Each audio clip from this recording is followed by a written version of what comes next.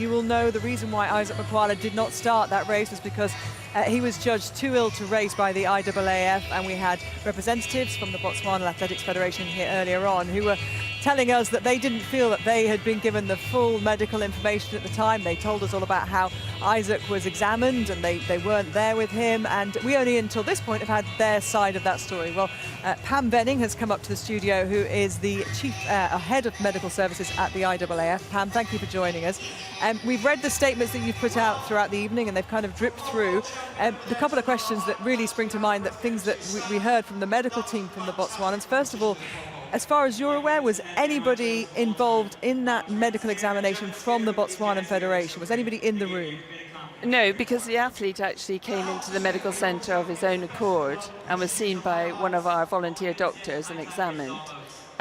When he was told he had a gastrointestinal disease, he tried to leave, but one of my other senior members of the staff brought him back in because we have an outbreak of gastroenteritis in the hotels, and it is highly infectious. So when you say he was told he had that, which medical examinations have been conducted to ascertain that? He'd taken a history, examined him, pulse, respiratory, and taken a history, and the history is very clear from this gentleman that he had similar symptoms to all the other athletes that have also been classed as having this gastrointestinal disease. Because the medical team from the Botswana Federation said that the report they received said that his heart rate was normal, they said that his temperature was normal, and that the only thing that had happened to him was he was sick once, and for them that didn't seem to be enough to determine that it was norovirus. That is not the history we have. He'd been vomiting from 10 p.m. the evening before, and he had vomited at 2 o'clock that afternoon.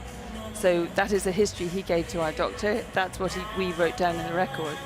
So as far as we were concerned, he is staying in the same hotel, has the same symptoms as the other athletes that have also been quarantined from mixing with other people. And you didn't take any bloods or any other samples? Because we already had a confirmation from the Public Health Laboratory in Cambridge as to what the organism was, and my advice from Public Health England was we didn't need to take any more examples because the symptoms are the same, the length of the vomiting and other aspects are the same, so we didn't need to take any other specimens.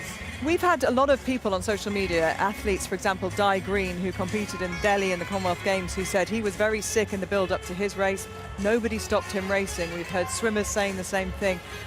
Is this a protocol that you're just invoking now, or is this something that you've done at every... It's not a protocol we're invoking. We're following the guidance from Public Health England. As soon as I knew we had a high number of athletes with this vomiting, I contacted Public Health England. So what was your motivation then to stop him racing? Was it to stop the spread in the stadium? Yes, exactly. My responsibility is to ensure the health care of all the athletes here, and it's a very infectious and very virulent disease. So how are you going to police this then? Because obviously one of his teammates was in that race tonight. Yes, so we ask, when we identify an athlete with symptoms, we isolate them into their own room. We ask them to stay there for 48 hours, and we also ensure that the rest of the team know. We called all the team leaders together on Sunday and went through the protocol from Public Health England, and we are meeting some more doctors tomorrow morning and the team leaders to go through the same process.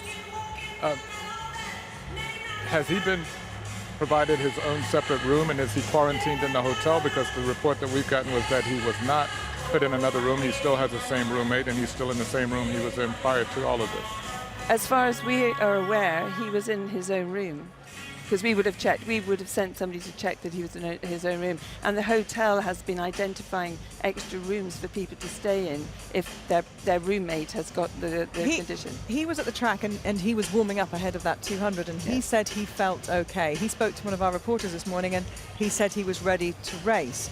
His doctors in the team said he was ready to race. Can you understand why? Yes, I totally understand, and we feel very sorry for the athletes that have to be withdrawn from competition, but the issue is we have a responsibility to all the athletes, and if we allowed them all to sit by, the quorum is a very tight, close community, and we need to make sure that all the athletes are protected as well. Can I just ask, did you contact other athletes, other federations, to ask them whether they would mind him actually competing in the state that he's been medically diagnosed in? Because if they came back and said, actually, we have no problem. All the teams that have had athletes who have been isolated have all been very cooperative and actually helped us apply the interventions that we've been advised to do. So this is the first time we've had a challenge. It's not a legally binding recommendation, obviously. Public Health England recommend that.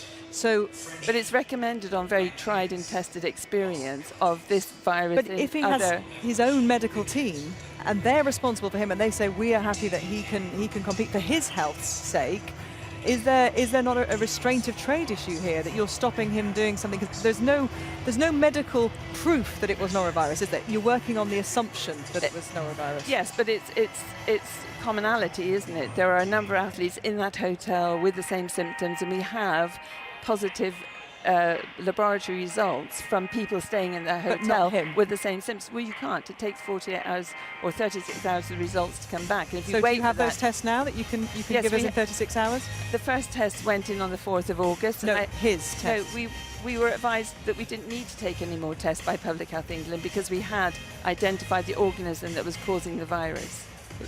So his temperature was taken and his temperature was normal? Yes. People have different varieties of presentations. You can have very severe diarrhea. We have an athlete today who's actually quite sick from these symptoms, but somebody else may just vomit once or twice. Some people have diarrhea, some people have a temperature, and some people don't. But we've sort of been looking at this in isolation, but putting it in the context of where we are, who the athlete is, and what's going on at the time. At the end of the day, there was a decision made. I understand that Public Health made a recommendation, but the IAAF has the authority to make the decision and has its own protocols. What was considered in making this decision, and was it ever a point where there was any any sympathy or empathy for the athlete, or was there ever any consideration for allowing the athlete to go ahead and compete? We have great sympathy for the athletes that can't compete because they've contracted this infection, but the fact of the matter is we're responsible for all the athletes' health, and they would have put all the athletes at risk. Sorry, Michael, just want to do one case which Neil Eckhart, who collapsed but was allowed to compete in the triple jump. On what basis does that collapse? Is that overridden by being sick once? I can't comment on that. He may have collapsed for many other reasons, and I haven't heard about this person. She was a German. I haven't heard about this person. But with Makwala's symptoms as well, couldn't they be attributed to many other reasons as opposed to making the assumption that it is norovirus?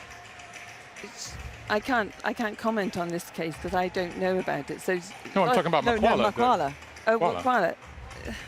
It's very difficult, isn't it? He presented with the same symptoms, vomiting for nearly 18 hours in the hotel, which is exactly what other athletes have done, including those of which we have identified viral identification from the Public Health Laboratory. So you have to use the assumption that anybody who's vomiting for that period of time in that situation where the infection is got a hold, they've got the same symptoms. So we protect everybody and put in an intervention. I must just tell you what a medical representative from the Botswanan team said, that when they saw the report, Isaac said that he'd never said that he was sick at 10 o'clock the night before, and that he'd only been sick once that day, and that at 10 o'clock the night before he was having treatment, and there are photographic evidence he was having treatment at 10 o'clock the night before. I have to tell you that because that's what they said. Fine. But I have to stand by my doctor, who's a qualified doctor, who would not. He wrote down what he assessed from the patients. I guess the thing that the IAAF is creating here is precedent, and across this championship, every athlete who is sick is going to have to be pulled from their races if it's within the 48 hours. And every athlete who presents with the symptoms that we see related to this particular virus. But are they going to tell you now? Yeah, it's I don't know. We can only expect that we have, at the moment, had great cooperation from all the teams they've had presented with athletes who are sick. The one thing, though, that, beyond all of that is the communication, and what we have understood from the Botswana team and what we've received ourselves. In trying to report to the public, the situation with Isaac Makwala in the 400 meters. We've had very little information ourselves. They've reported that they've had very little information. That information has come in very late Was there any consideration by the IAAF and your team in terms of the communication with the athletes? Because as you probably know, Isaac Makwala showed up here tonight still trying to get into this competition and was turned away. We have communicated with all the teams, and we're communicating again with the teams tomorrow. I was phoned immediately. He was seen in the medical room. I then was with Stefan Berman, the IAAF medical delegate, and we then Stefan proceeded to contact the team leader to withdraw him from competition. At that point, could you not have perhaps checked him again to just see if it was conclusive that he was unwell to run? Because surely at that point he believes in his heart that he's ready. Many of the athletes have very acute symptoms. Well, he does. And he described to our doctor, and the doctor has noted in the notes that he started vomiting at 10 p.m. the night before, and he had vomited at 2 o'clock that afternoon. I have to believe what the doctor has written in his notes. He's a professional clinical clinician. So we have to take account of what he's written in the notes. So ultimately it's your decision? It was not my decision. The decision to withdraw is purely the IAAF. Our decision is to maintain the healthcare of the athletes and the group of athletes we have here. That is what I'm here to do, not to make decisions about withdrawal. I can provide advice from Public Health England, and that's our very experienced, highly qualified people who deal with these situations all the time, particularly in London and major cities in this country. And I appreciate you coming up to give that, that side of the situation, and it's understandable that you don't want disease to spread. What is apparent, though, is a terrible level of communication that's gone on here in terms of getting that message across, and, an athlete who feels completely shattered, heartbroken. Yes, I understand that, but you would risk many, many more athletes not competing as well. The worst case scenario is massive people dropping out, staff being affected. Oh no, I understand that. I'm saying is from when this started this morning, I think the communication perhaps could have been better and would have helped both sides to come out of this with a little bit more clarity and certainty. Yeah, and I understand that the health of all the other athletes has to be protected as well, but at some point, could not just a simple blood test have been done to show reactive proteins or something? Would he be controlled as part of the blood passport? That could be looked at? No, it doesn't tell you the virus. You don't take blood for this. You have to take other samples. And you send them to a specific laboratory in Cambridge where they're assessed, and it takes 36 to 48 hours. So the first test went in on Friday, and I got the results on Sunday morning. No, but I'm just thinking for him, to help him psychologically deal with it. If you are actually confronted with it in black and white, then is it a little bit easier for him to deal with that? Because now he's just thinking, what if? Also, it would be a lot easier for the IAAF, wouldn't it, if in 36 hours you could say, look, we told you so. This is what, he would have. But in the meantime, he would have competed. He could possibly have affected a lot of other athletes. No, we're saying, if I think we're on the communication now, and the lack of communication with the athlete, which has caused all of this drama tonight and caused him a great deal of pain and anguish, not just not being able to run, but having not been explained why. He is extremely confused at this point and frustrated because he has not been communicated to as to why the decision that has been made to keep him from running. My role is not to make that decision. My role is to protect the rest of the athletes as the head of healthcare. The issue was we were very in touch with the team leader as soon as we could. After we saw him at 5:30, he was in the call room at 6:30. We had great difficulty in contacting the right people at the right time because of the short period of time we had.